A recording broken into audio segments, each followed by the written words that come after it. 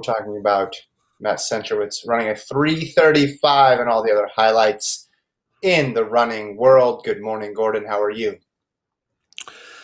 Doing all right. It was a crazy weekend for me. Maybe not crazy, but I was home alone for the entire weekend, so I took advantage of that, and all I did was watch track and field and NBA basketball games for like 72 straight hours. It was great. It was glorious.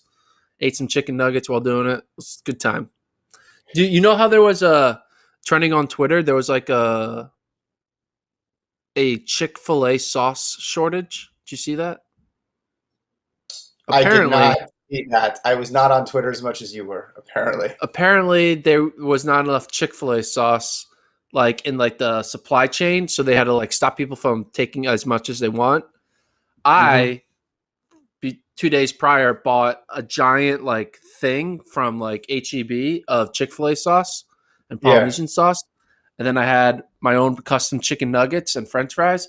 And so I was eating Chick-fil-A all weekend. It was glorious. Chick-fil-A, NBA, track and field. It was a great time for Gordon Mack. We also have that sauce. It just showed up in my fridge, and I wondered where it came from. And apparently my wife, this is pre-shortage. We've had it for a couple of weeks. We started selling it in the stores, but I didn't know I didn't have just a bunch of chicken nuggets around. So I've been putting it on hamburgers, which it tastes good on hamburgers as well too. We had our own personal ketchup shortage in my house just because I forgot to get ketchup for a couple weeks in a row. So I just subbed that in and we're rolling here. We're switching up the schedule this week. Do you want to tell people the new schedule for the pod this week and why we're switching it up? Yeah, so obviously today, we're also going to go live tomorrow, Tuesday, and then again on Friday. Reason for that is we have a pretty great track meet going down live on FloTrack on Wednesday. We want to make sure we can give a really good preview of it. It's the World Athletics Continental Tour Ostrava, where we're going to see some big names match up against each other.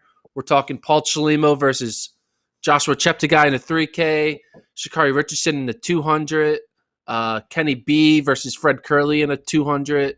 I think Timothy Cheruiyot might be running an 800. So there's going to be a bunch of great stars from all over the world competing in what will probably be the best Continental Tour up to date. So that's going down live on FloTrack on Wednesday. We'll do a full preview tomorrow on Tuesday. And also, we'll have a special guest on our podcast tomorrow. His name's rhymes with Billiard Kipchoge, a.k.a. Eliud Kipchoge. So we got Kipchoge on the pod. Got to talk about, there's an event that they're doing called it's a marathon virtual relay. Talk a little bit about that. Ask him some fun questions about what his future is after the Olympics.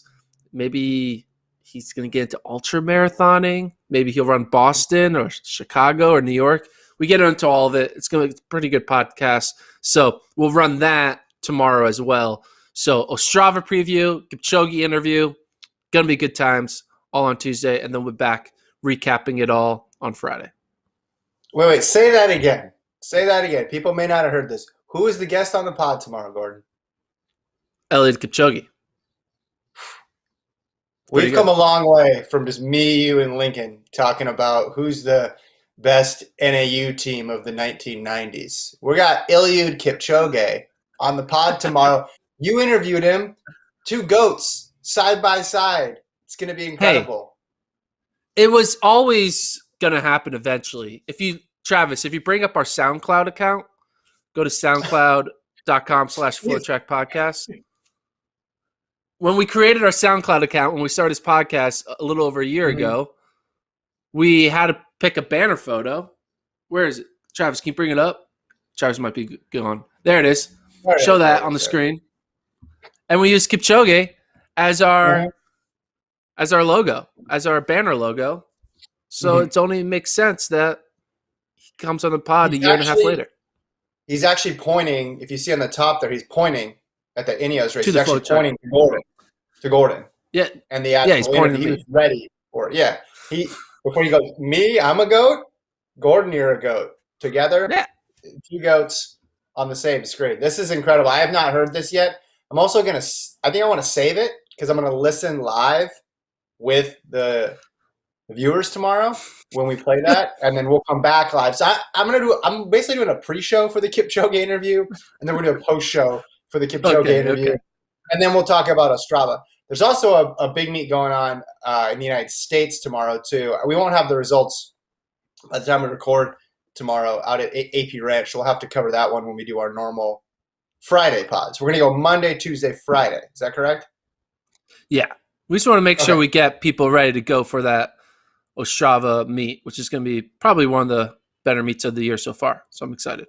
I mean, people are saying Kiptoo could be going for that 3K world record. Chelimo might be around for fun and maybe break an American record. I don't know. I mean, fast 3Ks aren't run that often, and when you have Chelimo and Kiptoo in the same race, hey, you never know what can happen. Are people actually saying he's going for the 3K record? Because the 3K record is hollowed ground when you talk about world records. So is the 5. So is the 5K, and he just 720 might have been better than that 3K mark, or might have been better than the 5K mark, right? 720 is the 3K record for Daniel Komen. I think I don't have the point tables in front of me, but I think 720 was worth more than 1237. I could be wrong. That's a record that's always been eye-popping to me. 720 for a 3K. It's just ridiculous.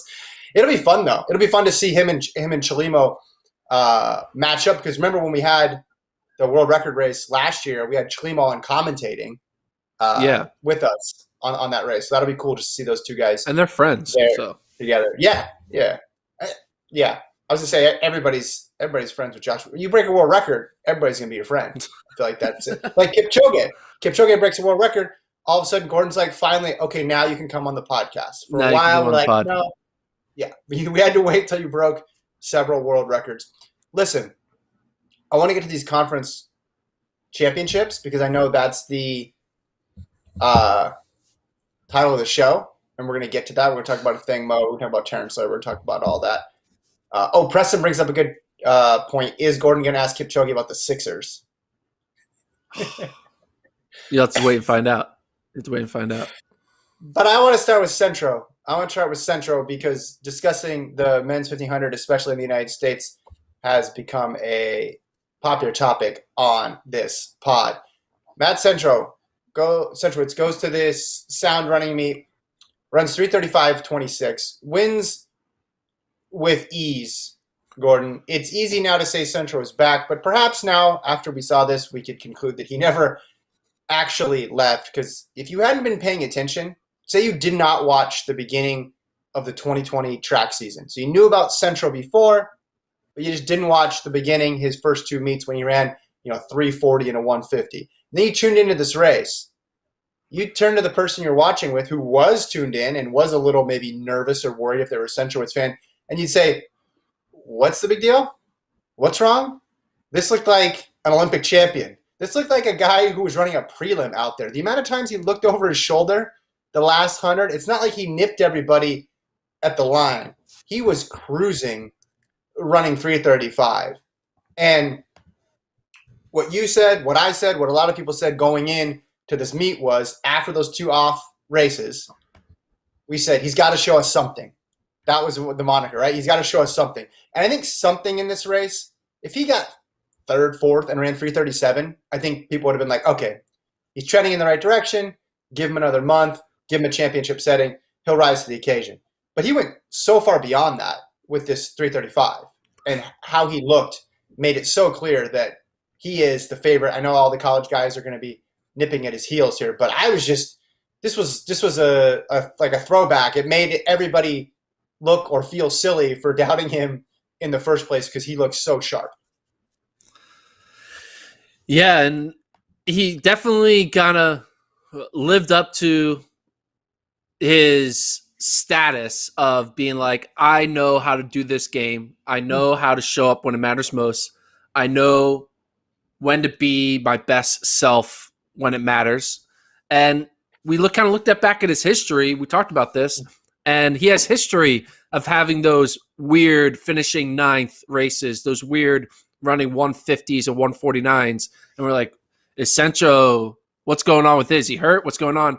And then he finds a way to get back to himself and be the 335 that he can be. And in the U.S., being 335 shape is enough to win a title. And I think the only reason why there might have been a little bit of doubt is because he is getting up there in age, right? So you have to know eventually the wheels will fall off and eventually it will come to an end. But he basically proved that, like, yeah, that eventual is not this year. It's going to be in a year or 2 or 3 or 4 down the road. But it's definitely that eventual is not today. And he confirmed that. And I think, if you look at the race he beat Johnny Gregoric, he beat Josh Thompson, his training partner. I would say the people that were missing from that race, obviously the 2 college kids in Laird and Cole Hawker. And then you also have Clayton Murphy and Craig Engels. But Craig Engels hasn't been doing anything special. And Clayton Murphy, Clayton Murphy's, I think, going to be a strong top 3 performer. But, like, it's going to be hard to see Clayton Murphy beating a Centrowitz. And so I think the parlay betting line that I'm going to be putting down is a Centro, Naguse, Hawker, 1, 2, 3. And not sure the order, but, it's going to be one of those. Yeah. It's going to be those 3 up front in Naguse, Hawker, and Centro. Yeah. And Tier, maybe if he runs it, I think we're gonna get some combo of Tier and Hawker being in the mix. I don't know who's gonna be in what event. On Friday, when we were talking about Naguse's 334 in the prelim, we're just in awe of that because you're thinking, okay, what can he do in an Olympic trials race? What can he do now in another rapid race? But you could almost extrapolate the same thing for Centro here because he looked so relaxed and composed. Because we've watched enough Centro now to know when he's like just getting by, right? Just rounding into shape at the right time and nipping people at the line and using that great acceleration over the last 300. This was a show of strength from him. I mean, he took the lead somewhat far out by his standards. It wasn't a last 50 meters just burst to the outside. And I just think you revert back to your preconceived notions of Centro, which for 99% of people going into the season was, yeah, he's going to find a way to make the team, and he's going to be a favorite to win the trials. Fisher ran really well behind him for an American, but Fisher we don't think is going to run the race. So there was no other new person in this race that really asserted themselves. So I think that the top 3 you have makes a ton of sense. And of those 3, who do you feel the best about? Well, I'm going to take the guy who's done this several times over versus guy. Well, the other guys are going through for the first time, right? And the other guys are going to be coming off of the NCAA championship the week before. So if you needed any other reason to pick Centrowitz, I'll give you a couple right there. Doesn't mean he's immune from an upset or immune from having a bad race, but having 3 people beat him now just doesn't seem likely at all. Yeah, you look at the rankings on your screen now. This was pre Laird running his 334 and pre-Centro running his 335, but it seems to be coming into form there. Yeah, Engels and Murphy, but like it's just the odds of Centro falling all the way to 4th. I just don't see happening anymore. We did talk about Cooper Tier, which we'll talk about a little bit later when we talk about later at conference meets, but we keep on sleeping on Cooper Tier as a 1,500 meter runner. I think I am all just assuming he's running the 5K because you think, distance guy, 5K runner. Yeah. But like Cooper Tier has been having Hawker's number in the mile multiple times now. Cooper beat him in the mile when he ran 350. Cooper beat him in that 1,500 when he lost at the line to a Laird and a Goose. And then Cooper went on to win Pac-12s where he beat a Sam Tanner and company. Like Cooper Tier might also be a sneak. So I think it potentially could be 3 college kids versus Centro in that final where, I don't think all 3 will make it. Centro will be in the top 3, but definitely we have 3 candidates to take 2 of the spots in the college world, which will be, I'm not sure when's the last time 2 college kids have made an Olympic team in a distance event. It's probably been forever. I don't know. If someone can find that out in the chat, much love. Has there ever been a time where two or more college kids made an Olympic team in a distance event? I think it was a good run for Thompson too. 3:37. That's a decent result for him, and knocks a little bit of time off. He hopes one of these college kids has a bad race, burns out a bit. He's right there. I'm not counting out Engels yet too, but of that top 7, top 8 that you had, I think that's where the qualifiers are going to come from. A lot more clarity now than before. I mean, yeah, I'm interested if Tier does do it. I mean, it'd be great for the memes if Tier does it with Centro and Hawker and all those guys are in the mix. But part of me thinks they're going to split them up between the 15 and the 5. I don't know if that's actually what they're going to do, but it seems like whatever they run at NCAAs might be what they run at trials, and that might be a faulty assumption on my part. But if that's the case, you think that they would split them up for NCAAs as well too. Could we talk a little bit about what happened in the beginning of the race? Oh my gosh. Yeah, rough and tumble. Travis, if you find that tweet, there's a tweet, Athletics. Someone tweeted it out. But okay, first of all, for those who didn't see it, Mohamed, here, let's put it up here. Mohamed basically body bagged Eric Avila and pulled him down with him. It was Avila was shoving Mohamed in the beginning, but then Mohamed really, he's like, we're all going down together, and just yanked him down with him. What are your thoughts on this? Who's at fault? Are both at fault? What was your takeaway from that? Well, I mean, it's very clear from the video evidence here. You don't need to call Secaucus, New Jersey, and be on a headset for 10 minutes to realize that Ahmed grabs Avila's upper body and pulls him to the track. It's probably instinct. I don't think Mohamed was like, "You're going down with me, buddy." I think it's more just instinct of like, you're falling and you grab onto anything that's around you. The big screw up here was they didn't call the race back.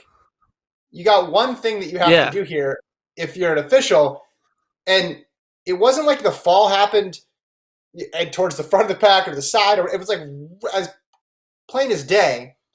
And there were plenty of red flags because Ahmed, as you can see, he's going back and forth across that lane for 10 strides. You could totally see what is going to happen. You could have your pistol ready to call the race back. For some reason, they don't do it, which totally ruins the race for everybody involved. Ahmed comes back at night, though, and runs the 5,000 and wins that race. Was he run 13:18? So that's got to be the strangest day of racing for him. Avila came back and rabbited, I believe, so he got a little bit of. He ran a 3:40. He also ran a 3:40.15 in like one of the slower 15 heats. Oh, okay. So he was in. Did he rabbit? He rabbited another heat though, didn't he? As well. I think he rabbited a little bit the 5K. Yeah. Okay. Regardless. So he ran 3:40. But Avila wanted the standard, needed the standard, right? So that's a missed opportunity for him. But yeah, I mean, if this was a different sport where you could blow the whistle and assess the fouls, it would be on Ahmed. That's not the way track works. And the way track works is like the official has to get it right in the moment. Otherwise, the whole thing goes up in smoke. And that's basically what happened here. What's this thing that Travis is trying to queue up? What's it, Dick Van Dyke? Woke up this morning like Dick Van Dyke. I can't read that. I can't read the text because my screen's too small. But Travis, if you can text it to us, it'll be funny. Anyway, what does it say? A lot of falls this weekend, though.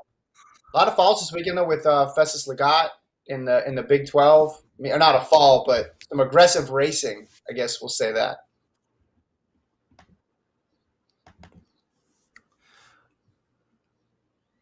Oh, that's Eric Avila. Woke up with Dick Van Dyke. Hey, man, yeah. Okay, so what do you think was worse? The body, the pulling down of Eric Avila, or what Festus Legat did to Yusuf Barisma? It was insane. Yeah. What's worse? This one is worse. Okay, it's different, right? Because he didn't.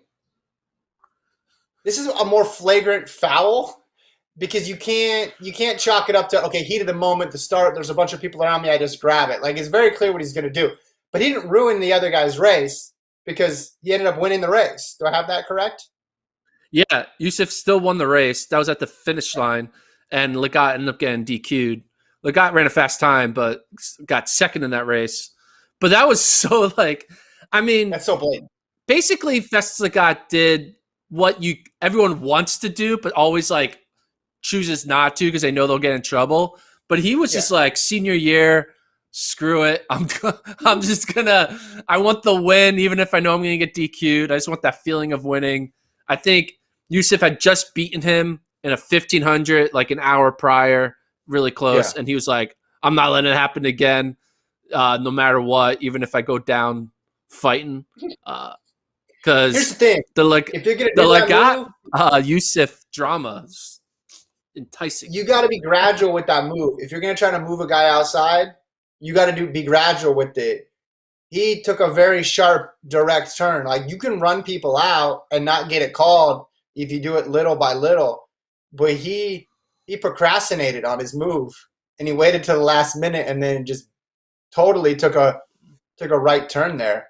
So I think that one is a more obvious call, but it had less of an impact on the race just because luckily he was able to stay on his feet and still win it. The thing that's unfair about track, if he gets wiped out there's no recourse. They don't give him 10 points.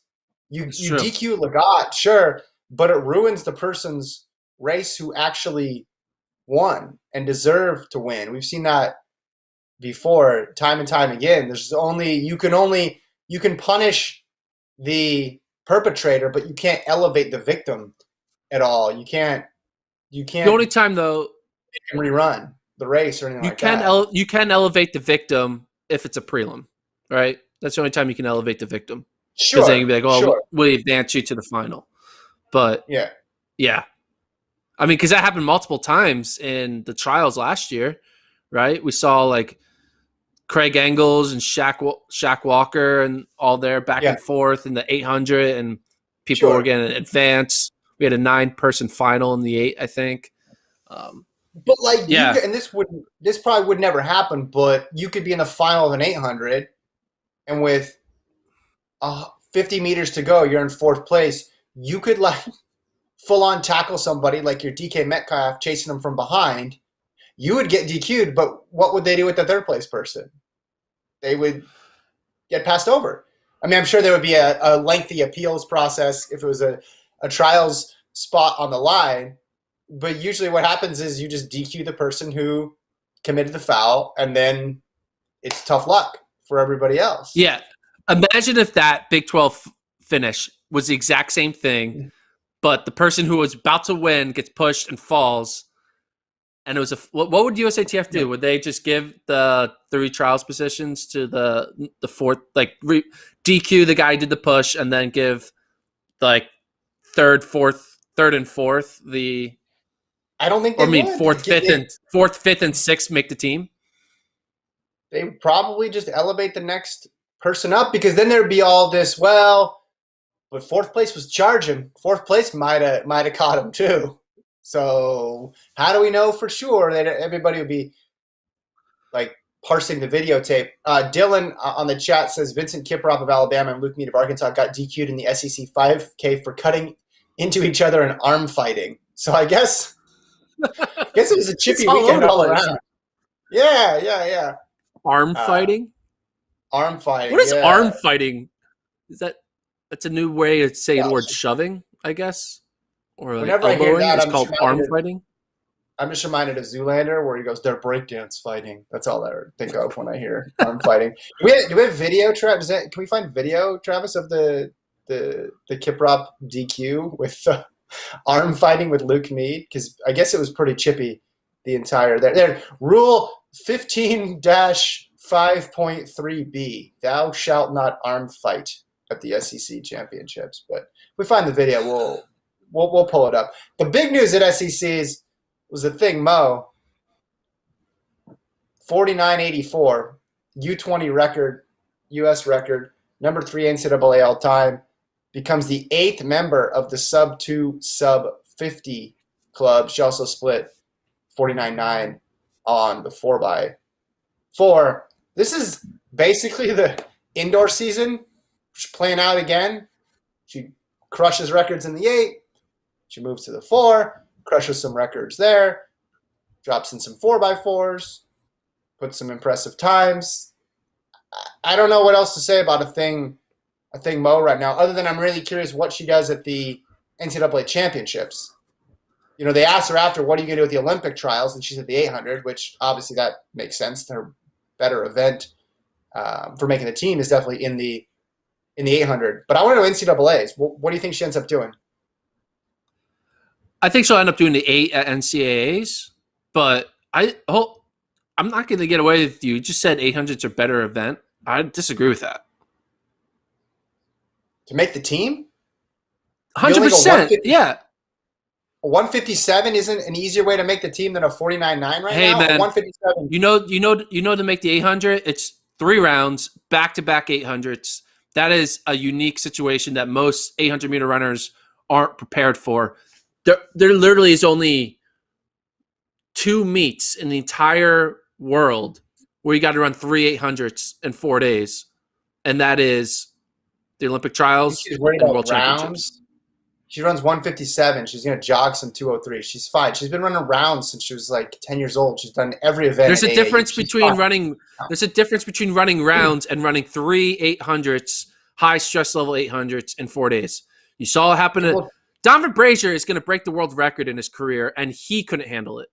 Like, you keep comparing her to Donovan Brazier. Donovan Brazier was not breaking U20 records when he was a free. He did not have the experience. He had not raced internationally. We need to stop with the Mo to Brazier comparisons just because they're both freshmen at Texas A&M. 157 right now in the U.S. gets you a lot farther than a 49.9. That's all I'm saying. So that's not true. And internationally even more so. You want to run a 49.9 is not going to get you. She could win gold theoretically at the Olympics in the 800. Her best event is in the 800. No, put up the current U.S. 400-meter top times, Travis, and you're going to tell me that a thing Mo, this event isn't an event that she can make the team. Look at that. I said her better. I'm not saying she can't make the team. I'm saying her better event for making the team and succeeding at the Olympics is in the 800, not the 400.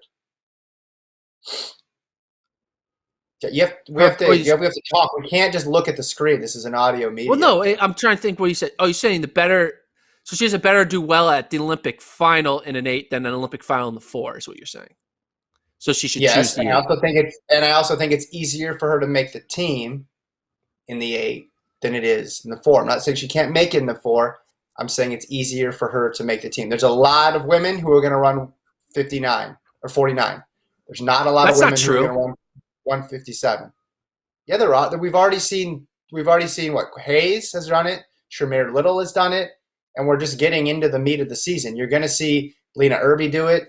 You're going to see people like Shakima Wembley do it. You're going to see potentially Kendall Ellis do it. You're going to see Allison Felix potentially do it. There's a lot of people who can run 49. 157 gets her out of the crowd in the 800 because the crowd in the women's 800 is a lot closer to 58, 59.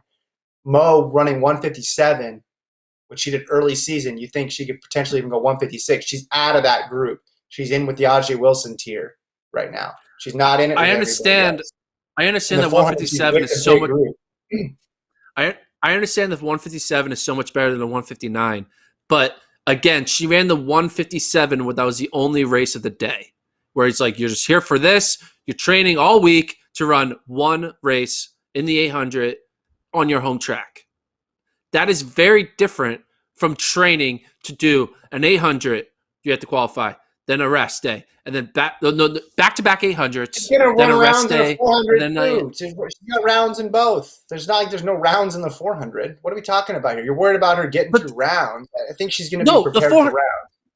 The 400 is a lot simpler of a race strategy. You just go. Whereas an 800, it's like, what if you go and all of a sudden, hey, we're going out in we're going out in 65 seconds. Oh, crap. I got to make sure I have the best kick or else I'm screwed. That happens. We're like, hey, she's I'm used to 49. I think she's fine with her kick. I think she would love going out in 65. That's handing a thing Mo the race on a silver platter if you go out in 65. She's got the best Not necessarily. kick. Yes, she's fine. She's fine. So what do you think she should run in NCAAs? That's where this conversation started. Hold on, no. A lot of times the best people with kicks aren't the people with the fastest 400-meter PB. That's not how the 800 works. Because the Dwayne Solomons and the Donovan Braziers, early Donovan Braziers, they were definitely the best quarter milers in the race. But if the race went out slow, then the Clayton Murphys and the Nick Simmons were able to take advantage of that, even though they're not out there running 44-second 400s. They're more like 46, 47 guys. But in slow races, the people with the best kick aren't the quarter milers. It's the 1,500-meter runner type guys. That's a fact. Listen, if you want to die on the hill of if it went out in 65, the woman who has a 49 season best and a PB wouldn't find a way to make it on the team, that's fine. I don't think we're ever going to be proven right or wrong on that because I don't think they're going to go out in 65. But if you want to hold that position, that's fine. But let's get back to my question. What is she going to do at NCAAs before the 8? I think she'll do the 8 at NCAAs because I think that she's going to want to get more reps at the 8, win an 8. She already tried the 4 in indoors. I think she needs to do – I think she'll do the 8 at NCAAs, but I also think she should do the 4-8 double at the trials because the 400's first, then there's like 3 days, and then the 800. You run that 400, make at least a relay team. I mean, she'll win the 400, I think, right now. And then you go into your 800 kind of stress-free because you're like, all right, I'm good. I'm going to the Olympics. Let's see what happens. And then she'll have less pressure. But if she sits on her butt, watches a 400 team get selected where she sees the person who got third runs 50.2, she's going to be like, what have I done? I am so much better than these women, and I'm just letting them go to the Olympics without me. Oh, crap. Now I got to go up against Ajay Wilson. Now I got to go up against Raven Rogers, who's a silver medalist. Oh, crap. Now I got to go against Hannah Green, who actually looked pretty good in the track meet. I don't mind. She was like in dead last. And for all the people listening, this is why you don't get too attached to your take. Because Gordon has basically convinced himself that a thing Mo has a better chance of winning the 400 at the Olympic trials than she does in the 800, which is just a really bizarre. That's a fact. No, that's not bizarre at all, dude. That's not bizarre at all. The 800 is not a one race event. It is 3 races in 4 days. Have you seen a 400? It's not a one race event either. None of these are one race events. I'm sorry, but running three 400s is not as hard as running 3 800s. That's a fact. Listen, I keep on saying that's a fact. Now there's no like fact book on this. It's more like that's an opinion by Gordon Mack, which I call a fact. Okay, here. Let me explain to you this way. She ran that 800 at the Michael Johnson fight. She went 60-57 negative split. Okay, she's got more to give in the 800. She's got more to go in the 800. That was not by any way, shape, or means her ceiling in the 800. I'm not saying the ceiling of her 400 is what she ran this weekend at SECs, but I just think she's scratching the surface with the 800. And if you're running 157 and you have more to give, again, you're in the Ajay Wilson group, right? You're not in with all these other people that you've been mentioning. You're in the Ajay Wilson group of people who can actually go that quickly. 400, you're still mixing it up with a lot of people in that 49 high range. I think what she's going to do, this is my prediction. Yes, Little is going to be in there. Quinair Hay. I don't want to name all the people. I've already named it, but there's going to be a lot of people who run 49 high this year. That's going to happen. Okay. Here's what I think is going to happen. I think she's going to run the 4. I think she'll run the 4 at NCAAs, and then I think she's going to run the 800 at trials because I think what they're trying to do is not burn her out like on one event. They're trying to keep it fresh, freshman year, all this stuff. So they're trying to do different things to make it so that she's sharp towards the end of the year and not running too many races. We saw her run a 1500 this year. Obviously, run a lot of 400s. That's my take. That's my opinion. There's nothing you can do in a time trial in an 800 that will overcompensate for what it's like to run multiple heats. I agree that I agree that it's different. I agree with your point that it is different than a Diamond League race. But I also agree that there's people who succeed in both. Ajay Wilson succeeds in both. David Rudisha was pretty good in the Diamond League and pretty good in rounds. There's a lot of people. If you run the time, you can run the time. I just think you're putting way too much credit to, like you're acting like her going out there and running a 204 in the first round and then going in the next round and running a 201 is only hurting her, and it's not going to be a challenge for everybody else. It's going to be a challenge for everybody out there. But she's not about capable. The time. There's going to be other people who will run the 204 and 201. And like she could run 204 and 201 and be out leaned. Like, you think it's like a Dwayne Solomon situation? She's going to go out and just stop? No, they're prepping her for this. It's not going to be like, hey, a thing, by the way, this meet, it has rounds. I know you've never done that before, but what you're going to have to do is you're going to have to run it, then you're going to have to go the next day and run it again. I assume they are preparing her to handle rounds. 157 is 157. That's a good shot. Here's what I think, though. 157 is 157? Yeah. Do you know what 157 is? Prelim time is PR time, baby. Don't forget that. Either. 157 is my 800 PR, so that's why you're upset. And I are in the same conversation. Now you with Thing Mo and Ajay Wilson are in that tier. You from 10 years ago. That's why now I see why you're upset about it. Maybe here's more. The thing, though. Probably it's high school.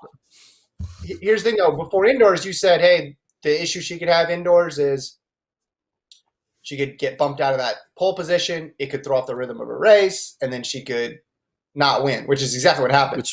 That's not going to go. But that's not going to happen. Well, that's not going to happen in the 400. So again, that's another reason why you think, okay, she's going to be fine in the quarter. But I don't know. Either way, I think she's going to acquit herself well. Listen, 8 women in history have done this. It's remarkable to think about. I just get upset because I want to be right. I want to be right with my take here, but then if I'm right, that means she doesn't make the team, and I don't want that to happen because I think it would be cool if she made the 800-meter team. So it's like this weird feeling. It was like, maybe I need her to get like third, but barely get third to kind of say like, hey, I told you it was close, but you'll ride on your victory horse. That's the problem. This you need to stop with just being so dead set on clinging to your take even when it's gone. I can let go of the take, right? I can say I was wrong, and it can drift away and float out into the ether, and I'm fine with it. What else do you want to talk about? Do you want to go back to the pros, or do you want to stay with SECs? Oh, here we go. We got the arm fighting. What is this? Oh, okay. Here we go. Are they showing it? I don't see the arm fight. Where's the arm fight? Okay. Nothing. We're looking at each other. All right. Oh, boom. Oh, my goodness. Oh. It's like a hockey check. That's not arm fighting. That's hip fighting. That's definitely like what you. That's like trying to draw contact in a basketball game right there. Vincent Kiplop listening too much to the NBA track podcast known as the FloTrack podcast. That's hilarious. This is definitely there's something going on between Alabama and Arkansas in this meet. What's funny though is so he gets DQ'd for that, right? But it's like no harm, no foul. They both stay on their feet. They're both able to keep running. Yeah. There needs to be somebody who's able to discern in real time whether or not that warrants a DQ. Do you think he knew at that moment he was going to get DQ'd? This is a 5K, and they're 4 minutes and 53 seconds into it. That's got to be a super annoying. It's like, I run 10 more minutes, and I don't even know I'm getting DQ'd. Flag goes up. Yeah. Well, Dylan also says the arm fighting started at the 200 meter mark, so it went on basically for more than a mile here. But yeah, that was gotta love Arkansas-Alabama rivalry. Gotta love it. SEC, man. I guess everywhere. This is incredible. All right, let's talk about Laird in the 100. How about that? Let's talk about the 100 in general. It's getting interesting. Laird goes 980 wind aided. Sean Maswanganyi of Houston goes 987 wind aided. Laird also ran a 1982. That SEC, well, the 100 and the 200 from SECs was really good with Fambula and Bowling, Lance Lang in the mix there. What do you think of Laird's weekend in the 100 that we have shaping up? Yeah, I mean, Laird is proving to be not just a real deal at the NCAA level, but he's going to be a main challenger to make the trials, to make the Olympic team, especially in that 200. He's run 19.8 now 3 times, twice legal, once wind-aided. You got to like his chances. Sean Mascawada? I don't know how to say it. Mascawada? Maswangani. I don't know how to say it. Maswangani. I was way off. Maswangani. He's already been at this level, but now like Carl Lewis and Leroy Burrell have taken him to like the new level where I think he's going to be progressing well. That I can see him making an Olympic final for South Africa. I think I would give the advantage to Laird right now because he's just been so consistent. And Javon Martin, who ran a 9.94 win legal in Florida. Yeah. He kind of had an interesting weekend because he didn't run the 100 at ACCs and he got second in the 200 at ACCs. So the person who we thought, I mean, he did get second to his teammate, but that was kind of an interesting situation. It was like, what's going on with Javon Martin? But yeah, Javon Martin, Terrence Laird, Houston kid, Matt Bowling was running well. Also throw in Micaiah from Oregon, who actually didn't have that good of a Pac-12 meet, but he's 60-meter champ. It's going to be Micah Williams. It's going to be a good sprint 100 and 200 battle we're going to see in NCAAs. And I think we should see some fast times, especially with Terrence Laird running out of his mind. I still think we could see a 1969 from Laird and break that collegiate record. Yeah, it's again. So here's the thing. I'm not holding on to my take. Last week, I was like, 1969 might be a bit ambitious. I'm walking that back. I'm gonna say, you know what, you might be right. You might be right. Laird, just the consistency, boom, boom, boom. Otto Bolden tweeted something to the effect, basically, there's not 3 guys in the U.S. who are going to beat Terrence Laird. Basically saying he's a favorite to make the Olympic team. The problem is, I can't imagine an Olympic team without Noah Lyles. Neither can my house. Kenny B looks really solid, and I know that Kenny B. He made that 2019 team under really strange circumstances, but I think he's put up enough solid performances that you feel really good about him. So then you're basically saying, okay, there's 1 spot left, but I think Otto might be right. If you've run 19.8 that many times, 3 people aren't beating him in Eugene in June. We often see college kids pop the big one and then nothing happens. Right, then they regress to the mean a little bit. But when you've done it as many times as Laird has done it, you have to feel pretty good. Now, 1969 that's a whole other level up from there.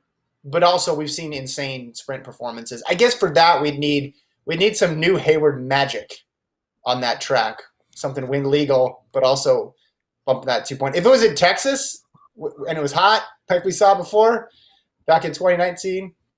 Almost that'd be a better bet. But yeah, he's making really good runners look average behind him. Yeah, I agree. Laird, it's gonna be fun. Just looking like the U.S. trials, you're seeing more and more of these college kids become more and more legitimate locks or like super like. Not locks, but like close enough to lock, you can think. Like the Lairds, you got the Gooses, you got some Tamara Clark, who we didn't even mention. She's been running out of her mind for Alabama. I put her in our top 3 in our rankings. You're like, Tamara Clark, no, but like she's ran 10.8 and ran 10 and 21.8 wind-aided. That's pretty good. Like, you don't like Tamara Clark might be my new Abby Steiner because Steiner's injured right now and I'm not seeing it. So Tamara Clark of Alabama, she's the real deal as well. Yeah, it's just a matter of can you hold it now another month? Because people running insane times at SECs in particular on the sprint side and in field events, putting up amazing marks is nothing new. The question is just can you get it to not just NCAAs, but can you get it the extra week or so to get you to Eugene? But yeah, I mean, sub 11 right now in the United States is going to put you in the conversation just with how people have been running on the pro side of things. I wanted to talk about the team race real quick as it pertains to Laird, because we talked about LSU with the potential for 100 points. So, and we said maybe they could sweep. So in this meet, they got Noah Williams in the quarter. They got Laird in the 1 and the 2. They got Damian Thomas in the high hurdles. Burrell finished second in the 4 hurdles, so they didn't sweep everything. And then I don't think they won the 4x4 either. But they got a big performance out of Javon Harrison, as per usual, particularly strong in the high jump with 236, which I'm excited to see, because I think the U.S. needs another world threat here, and Javon Harrison's 236. That's a big bump up, and that puts you in the conversation with that's Diamond League level stuff right there. I think it's wild that a team that is going to be heavy favorite, potentially score over 100 points, be like all-time great, got third in their conference. Like, it just shows how the NCAA scoring works. Like, you could be the third best team in your conference and be one of the greatest NCAA teams of all time. Which I think is wild, because obviously the reason why Arkansas and Alabama beat them is because they're able to get points in distance races that they're not going to be able to replicate at the NCAA level, which LSU won't have to worry about. So LSU will be able to replicate their wins. Arkansas and Alabama won't, because throw in Oregon, NAU, and all those BYUs, they don't score as many points. But then that's kind of interesting. Speaking of other conference meets, dude, like, I think Connor Mance's cross-country win is one of the most impressive wins ever.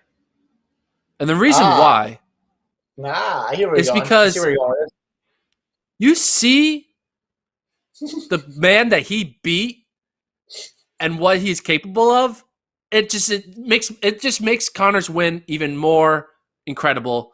I'm talking about Wesley Kiptoo at the Big 12 championships. He didn't just win the 10K, the 3K steeple, and the 5K, like conference wins. You think, all right, sit and kick. You close in the fast 400. No, he ran.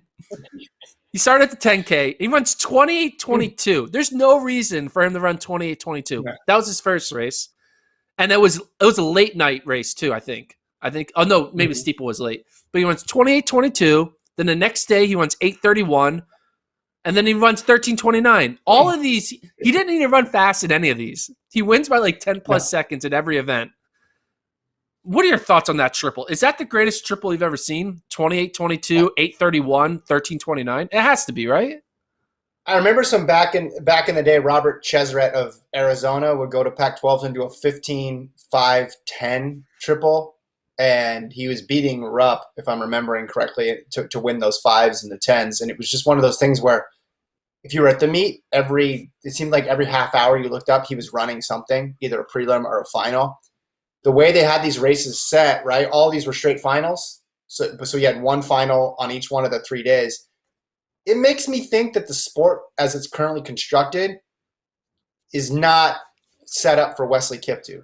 Wesley Kiptoo needs track to be designed like a Tour de France. Wesley Kiptoo needs a 20-day stage race where he's just going every single day. Now, even still, he's going even hard by that standard, because in the Tour de France, there's some times when they sit back with the pack and let other people do the work. The 5K is really what sets it over the edge for me, because it's the last event here, and he runs 13:29. In this race, 13:29. I get it. 5K is crazy this year. 5K is super fast, but that's just like an insane mark to put, to run by yourself. What was the gap? Let's look at the march. Yeah, let's start with the 10K. What was the 10K gap? Let's throw up the 10K results, Travis. I think it was from that first day. Yeah, so 10K gap. Beats his teammate. It's just like, I'm gonna bring up the results on my own screen because I can't read our thing. But the 10K he wins in like 25 plus seconds, and there's no need for him to do that because Edwin Kurgat is second. Iowa State went 1, 2, 3, 4. So it's not like they would lose any points. He goes out in 62 in the 400, and the rest of his teammates are going out in 72. He has a 10-second lead after 400 meters of a 25-lap race. That makes no sense. but it's Wesley Kiptoo. It's just like insane. His teammate, NCAA champion Edwin Kurgat, who can push the pace too, is saying, "Man, that's too much. Like, you're overdoing it, even by my standard." Then he runs the steeple. This is a steeple debut, correct? No, he ran steeples in JUCO, but they weren't fast steeples. Okay. So he's jumped over a barrier before, but not at this speed and pace. Okay, is he a steepler now? Because he wins by 14 seconds. Because look, I don't want him to be pushed out of the 5K, but it makes me nervous when he runs the steeple. Or was he doing this just for points?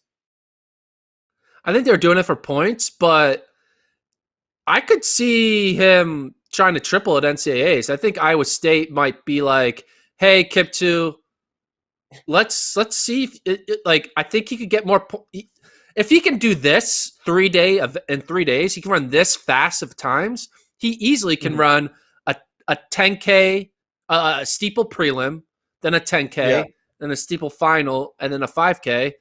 I think he might triple at NCAAs. He won't win any of them, but he'll at least win the steeple, right? They'll guarantee the win in the steeple. That's 10. And then he could get top 5 in the other 2 events. That gets you more than winning a double. Like, if he can get over 20 points combined, then it'll have been worth it. He won the 5K by 14 seconds on the last day. He was ahead at 1K, he was ahead by 10 seconds. Over the eventual second place. Sorry. He wasn't ahead by 10 seconds. He was ahead of Brian Shoppy, the eventual second place runner, by 10 seconds at 1K. But he had some – Isai Rodriguez tried to hold on and then eventually fell off and ended up running 13:52. I don't know why anybody tries to – other than Mance.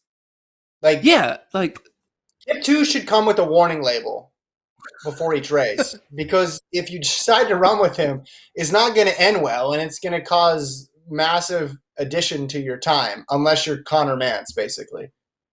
Yeah, I opened a segment talking about Connor Mance, but Mance's win over Kiptoo is incredible. Yeah. Especially in the cross country realm, and now Connor Mance, he did run a fast 10K. He ran 27:41. Which is the NCAA lead right now over the 2 NAU guys and the 2 Iowa State guys. But we're underestimating Connor Mance because he just beat a guy who put together the greatest triple a few months later.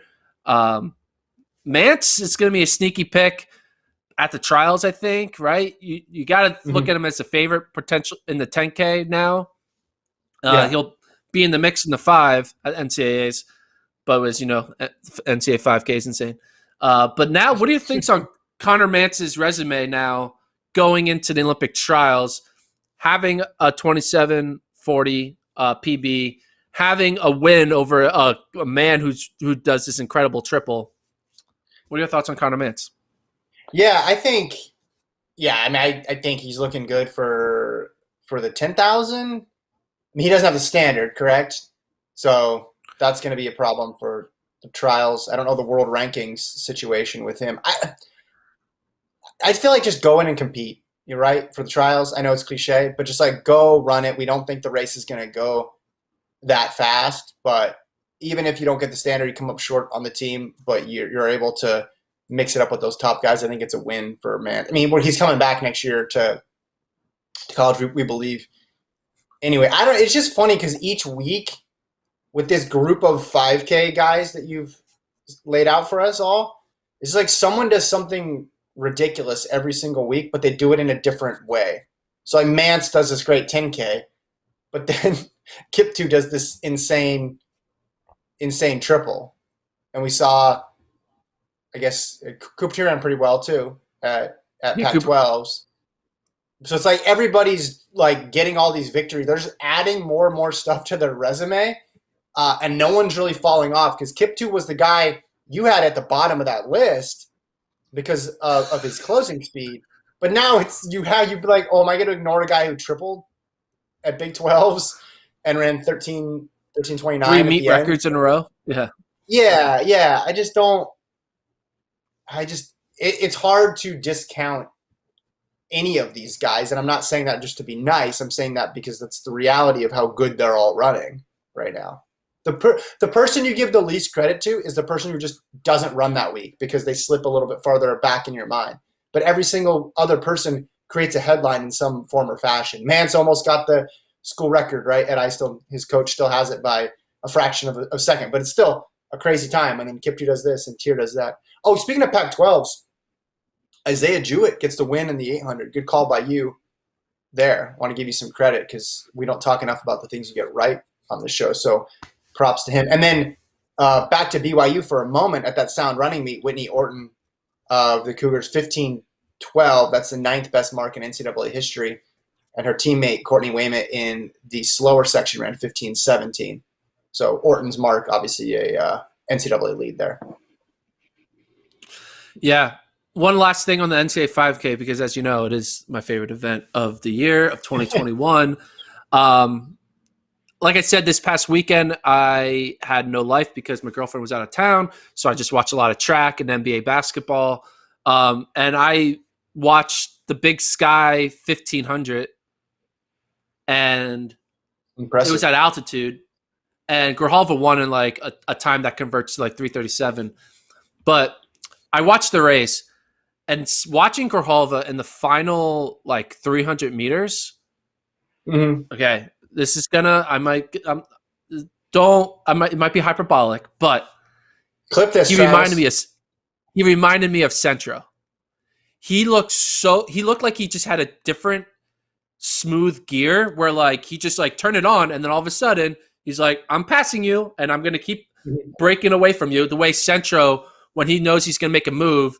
Everyone is struggling to keep up, and he's just like slowly just pulling away without any showing signs of any type of stress.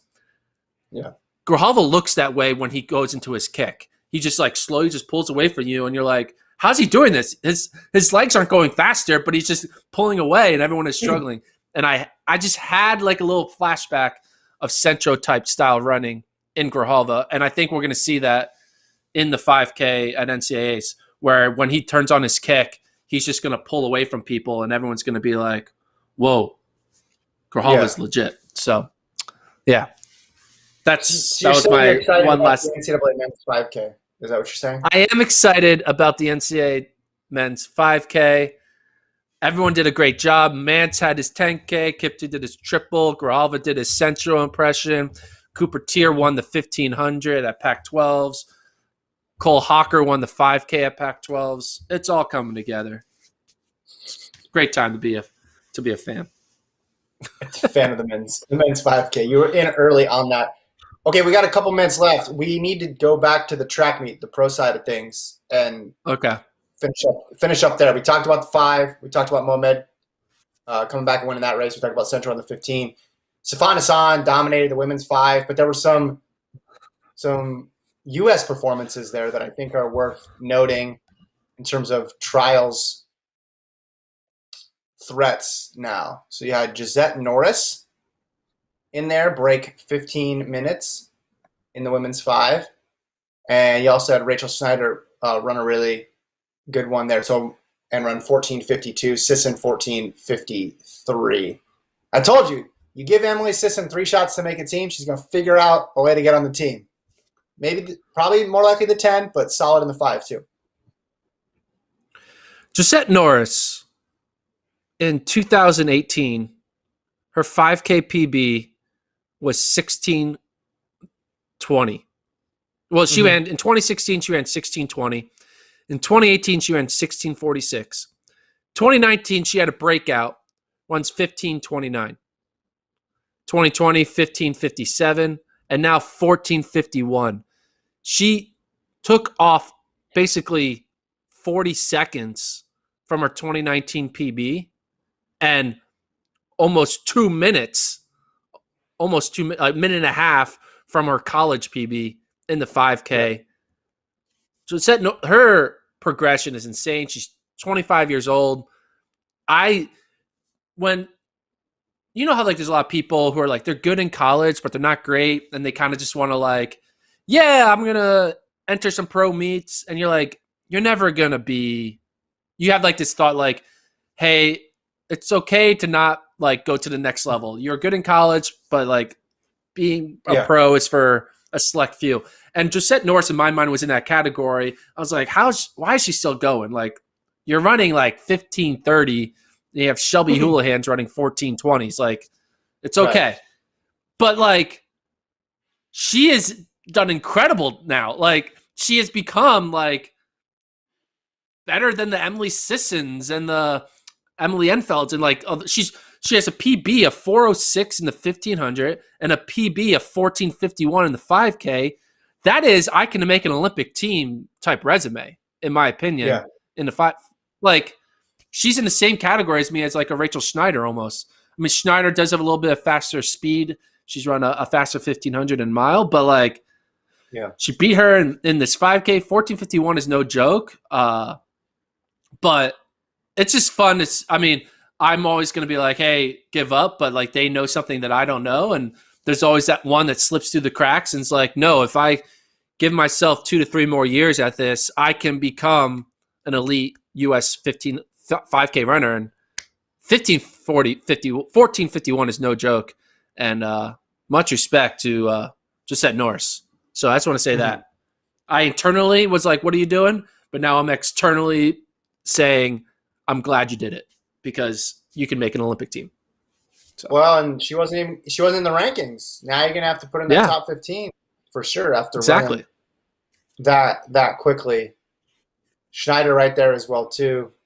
I think she's solid, right? Like we know what to expect now with Rachel Schneider. She seems like she's able to go sub 14:55 with regularity at this point. The other events, let me see here. What else? What other highlights do we have? Kate Grace had a good I was going to say 15. Kate Grace had a good 1500, ran 4:03. You got a lot of people were thinking like Sinclair Johnson, Corey McGee, Shannon Rowberry maybe in that 15, but Kate Grace is like, don't forget about me. I may have left Bowerman, but I haven't left the sport of track. I can still run fast. She runs 4:03. That's legitimate. I think in general, the Bowerman women kind of didn't really have that great of a meet, right? Sinclair Johnson struggled in the 15. You had Emily Infeld and Mariel Hall not run well in the 5, or I mean, was it? Yeah, in the 5. So, like, what are your thoughts on the Bowerman women not really putting together a strong meet? We're so used to seeing them show up and be like the Bowerman show.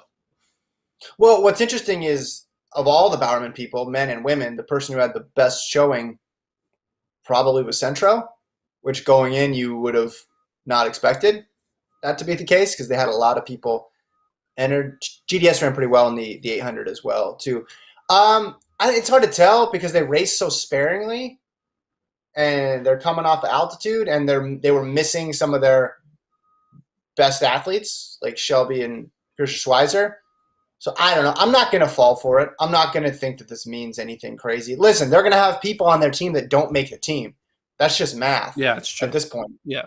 Because they've compiled so much talent there. But I'm not giving up on Sinclair Johnson just because she had one bad race in the same way. You know, you wouldn't have given up on somebody a couple weeks ago who had a bad race. I have no idea what's going on, adapting to altitude. I'm not hugely concerned about it. I just thought it was funny that the one person who everybody was like, it's danger time, it's panic time, is Centro. He's the one who ends up running the best. So much can change in a month. We never remember these races. When the trials happens, our memory of everything that comes before it gets completely wiped out. And you don't go back and say, oh man, well, 2 months before they ran a really slow 1500. No one really cares. They'll run another tune-up race and they should be fine. The 8 was interesting though too because you had Laura Muir again of Great Britain run 1:58 and get the win. But there's another sub-2 U.S. woman now, Allie Wilson. She gets it done. Hannah Green and Eleanor Purrier both ran under 2 minutes there as well. And then the sprint side of things, Trayvon Bromell, 9:92, gets the win. Omar McLeod won the hurdles 13:11, which is fast time. Credit to Omar McLeod for getting it done. I have no idea how fast this track is because it's not like it's on the circuit every year. So to put those times up is mighty impressive. Yeah, man. Let's go. So yeah, this week, live on Flow, we're gonna have the Ostrava Continental Tour on Wednesday.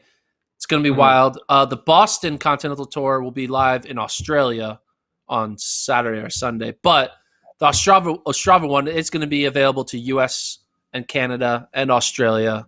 So that's going to be a fun one. Basically, all the Continental Tours are live in the US except for the 3 US-based ones. It's a rights thing. It's how it works. NBC. It's chaotic, but it's going to be fun. We're going to get some good times. We'll preview that tomorrow.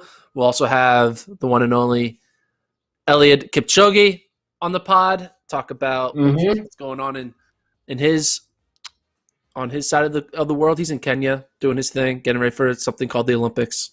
You might have heard about it. Was that the first time you Zoomed with somebody from Kenya? Yes, it was the first time I Zoomed someone from Kenya. I can check that off my Zoom everyone from every country list. I just have 200 some countries to go. Did you do this when you were done talking to him? Did you do the awkward, bye, Eliud? No. But there is going to be – you can watch the unedited. There's some stuff in the beginning before we started recording and stuff at the end after we started recording that won't make the podcast cut that maybe you, Kevin, can just enjoy. Some fun little Gordon, Kipchoge back and forth moments that won't make the air. You're like, listen, I wrote this down. Simmons and Embiid, when they're on the court together, the net rating way better than Curry and Klay Thompson. It actually is. I actually did that math, no lie. If you include the first 4 years together and including playoffs, Curry and Thompson's net rating was 10. It was 9. And Simmons and Embiid is 10. So what did Kipchoge say about that, though? Kipchoge said, well, I did ask Kipchoge about the Tinman situation. If it's like, who's in the right? Is it Tammy, Tom Schwartz's wife, or is it Sam Parsons and Drew Hunter? And he was like, oh, don't get me started. He just, he kind of wanted to plead the fifth on that situation. That's a joke, by the way, people. Don't tune in tomorrow thinking that you're going to. It could be real. Yeah, you never know. Tune in. Maybe I asked him that question. You never know. All right, we'll leave it there. FloTrackPodcast@gmail.com. Subscribe to our YouTube channel, the FloTrack Podcast YouTube channel, and the FloTrack YouTube channel. Tune in tomorrow. We'll preview Ostrava, and we'll have the interview with the one, the only, Eliud Kipchoge coming up 9 a.m. Central tomorrow. Thanks to Colt. Thanks to Travis. We'll talk to you guys then.